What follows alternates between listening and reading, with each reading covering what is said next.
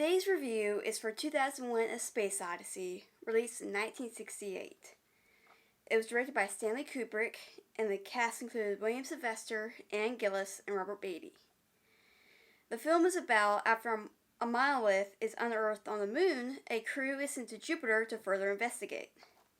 There's a lot more going on, somewhat other than that, but that's pretty much the gist of the film. And this movie is something. Kubrick and the author Arthur C. Clarke teamed up to create the film. Once the script was almost done, Clarke wrote the book version and several sequels. I love the music. I've always known the music. That's the main thing I've always known about this film. The film is just so slow and boring. I mean, I'm not expecting any explosions, but I thought there was more to this movie. The movie was not a financial success at first. MGM was planning to pull it back from theaters, but the several owners persuaded them to keep showing the film. Many theater owners noticed increasing numbers of young adults attending the film. They were especially enthusiastic about watching the Stargate sequence under the influence of psychedelic drugs. This helped the film to become a financial success. So here are some spoilers.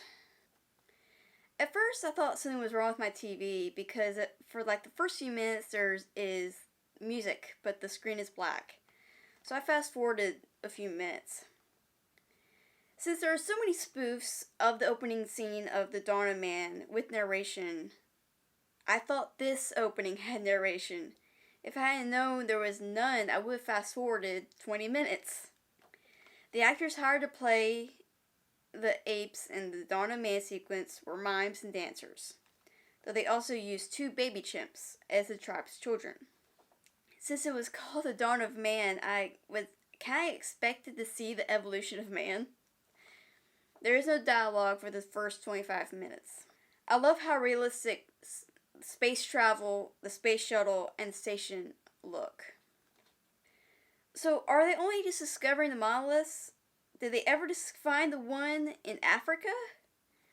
If they have if they're traveling in space, why are they just now figuring out that there might be intelligent life?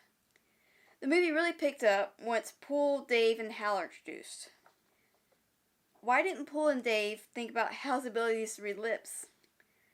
I love the reality of space, like Poole floating away in slow motion, and Dave pretty much going at the same speed to catch up to him. What I kind of like, and I didn't think about this until later, is that basically we're the main character, being Dave.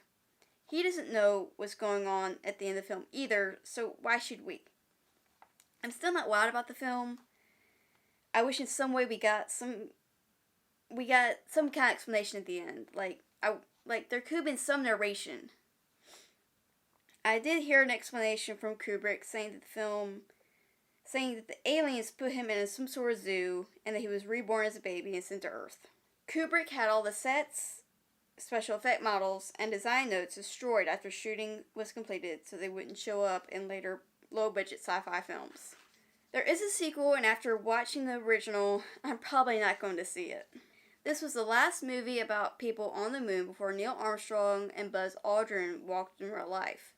More than 50 years later, there are still conspiracy theorists who insist that this is not a coincidence, claiming that all the footage of Armstrong's voyage, including the landing, was a hoax film directed by Kubrick. So, what are your thoughts on the film?